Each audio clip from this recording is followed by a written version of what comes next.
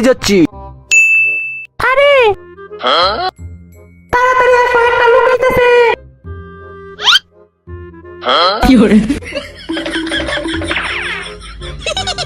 আমার আগে যাবি, দাঁড়া তোরে দেখাইতাছি। আরে শালা কুত্তা,